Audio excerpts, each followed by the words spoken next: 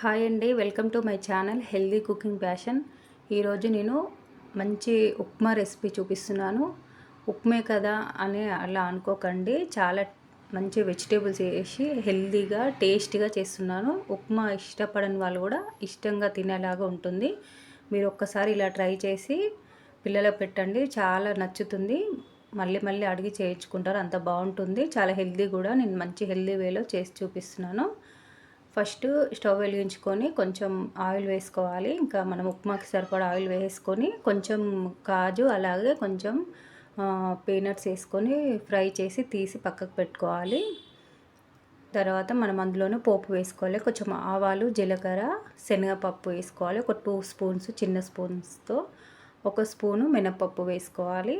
వేసుకొని మంచి కలర్ వచ్చే వరకు ఫ్రై చేసుకోవాలి. ఒక ఎండుమిర్చి అండి, అది 3 ఇట్లా తుంచేసి వేసాను.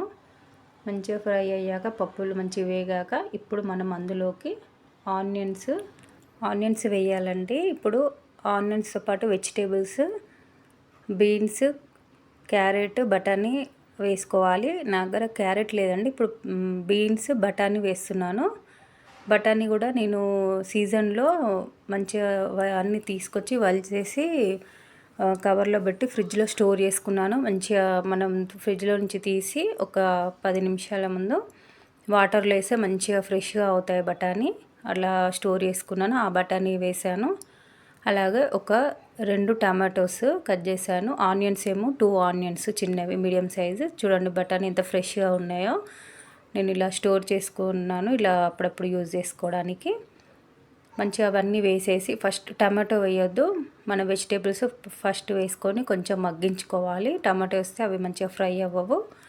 మంచిగా వెజిటేబుల్స్ వేసుకొని బాగా ఫ్రై అయ్యాక కొంచెం అల్లం తురిమేయాలండి. చాలా బాగుంటుంది ఉప్మాలోకి. డైజెషన్ కూడా మంచిది, మంచి ఫ్లేవర్. చిన్నగా కట్ చేయాలి, ఎందుకంటే పిల్లలకి మధ్యలో తగిలితే ఇష్టపడరు కాబట్టి చాలా చిన్నగా కట్ చేసేయాలి. ఇప్పుడు టమాటో వేసేసుకొని మంచిగా టమాటోస్ కూడా మగ్గించుకోవాలి. మగ్గాక నేను ఇప్పుడు ఆ గ్లాస్తో 1 గ్లాసు రవ్వ వేస్తున్నాను. పచ్చిదే, వేయించింది కాదు. ఇప్పుడు మనం మంచిగా వెజిటేబుల్స్తో అందులో ఉన్న ఆయిల్తో మంచిగా ఫ్రై చేసుకోవాలి. చాలా ఒక 3 మినిట్స్ అలా ఫ్రై చేసుకొని మంచిగా ఫ్రై అయ్యాక కొంచెం ఒక 2 టీ స్పూన్స్ అంతా కొబ్బరి తురుము వేసానండి. పచ్చి కొబ్బరి తురుము చాలా కమ్మగా టేస్టీగా ఉంటుంది. కంపల్సరీ వేసుకోవాలి కొబ్బరి, చాలా బాగుంటుంది. అలాగే సాల్ట్ వేసాను. సాల్ట్ వేసి మంచిగా కలిపేసుకోవాలి మొత్తము. రవ్వ మాత్రం ఒక 5 మినిట్స్ అన్న స్టవ్ స్లిమ్లో పెట్టుకొని మంచిగా వేయించేసుకోవాలి సిమ్లో పెట్టుకొని. ఇవి 3 గ్లాసెస్ వాటర్ అండి. 1 గ్లాసు రవ్వకి 3 గ్లాసెస్ వాటరు నేను మరిగించుకున్నాను పక్కన స్టవ్ మీద. మంచిగా మరిగినవే వేయాలి. చూడండి, మరిగినవి వేస్తే ఉండగట్టదు. బాగా మరిగించుకొని ఆ 3 గ్లాసెస్ వాటర్ వేసాను. ఇంకంతే సరిపోతుంది. 3 గ్లాస్ వాటర్ 1 గ్లాస్ రవ్వకి చాలా మంచిగా వస్తుందండి, టేస్టీగా పొడి పొడిలాడుతూ. ఇంకా మీకు లూజ్గా కావాలంటే ఇంకొక గ్లాస్ కూడా వేసుకోవచ్చు, 4 గ్లాసులు కూడా. ఇలా అయితే మంచిగా గట్టిగా వస్తుంది, లూజ్గా కాకుండా. ఇప్పుడు అలాగే 1 స్పూన్ అంతా నెయ్యి వేసుకున్నాను. ఇప్పుడు వేయించి పక్కకు పెట్టుకున్న పల్లీలు అలాగే కాజు కూడా వేసేసుకున్నాను. కొన్ని గార్లిషింగ్కి పక్కకు పెట్టాను.